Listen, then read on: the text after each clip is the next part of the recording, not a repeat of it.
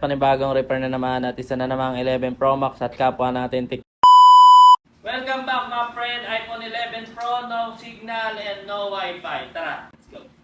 Panibagong video na naman tayo mga friend at panibagong repair na naman at isa na namang 11 Pro Max at kapwa natin technician ang ating sasagipin sa issue na to. Nakakita nyo naman siguro mga friend, walang Wi-Fi at walang signal ang kanyang iPhone 11 Pro. Nagkakainta nga pala ang ating kapwa technician at tayong pinagkatiwalaan sa dalawang unit na to. Pero yung isang unit ay 12 Pro Max ay masyado ng bugbog at tinamaan na yung CPU. Napakasayalan talaga ng CPU ng 12 Pro Max lalo na pag nasobra ng init, ang bilis-bilis niya mag low current mga friend.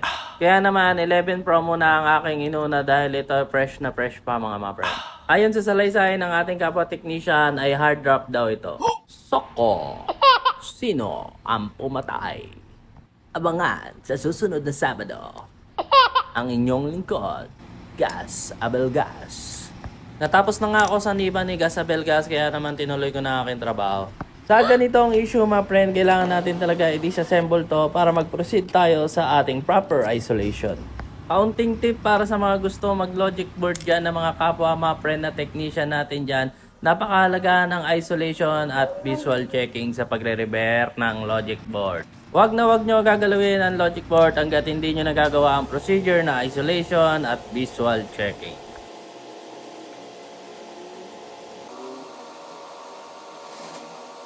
At sa aking pagsasaliksik, my friend, from visual checking at proper isolation, meron akong napansin na kakaiba. Dahil sa aking isolation ay gumana naman ang Wi-Fi at signal neto, pero may napansin ako isang bagay na hindi ko pwedeng sabihin dahil pag binabalik ko tong isang bagay na to ay nawawala uli ang signal at Wi-Fi niya. Kaya naman mga friend, nagtanong-tanong ako sa aking mga kapwa technician kung bakit or naka-encounter na ba sila ng ganitong issue. Hindi ko muna pinakita sa video na to kung ano yung part na yon dahil hanggang ngayon ay pinag-aaralan ko pa rin at nire-research ko pa rin kung bakit nagkaroon ng incidenting isyong ganon.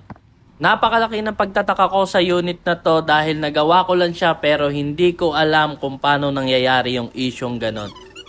Mas maganda kasi yung nagawa mo siya, dapat alam mo rin siya kung paano nasisira. Kumbaga totally na-analyze mo ang bawat issue.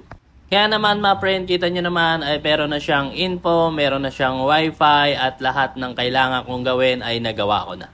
At syempre mga friend, maraming salamat dahil nakaabot ka sa dulo ng aking video. Sana naman hindi ko nasayang ang ilang minuto mo sa panonood sa aking mini vlog sa pagre-repair ng isang iPhone device. At kung isa ka sa nakapanood nito mga friend at may katanungan ka ukol sa iyong iPhone device, maaari mo rin ako i-follow at may message para ma-replyan ko ang mga katanungan mo about sa issue ng iyong iPhone. Kaya naman mga friend, hanggang dito na lang ang aking video. Maraming salamat sa inyo. God bless.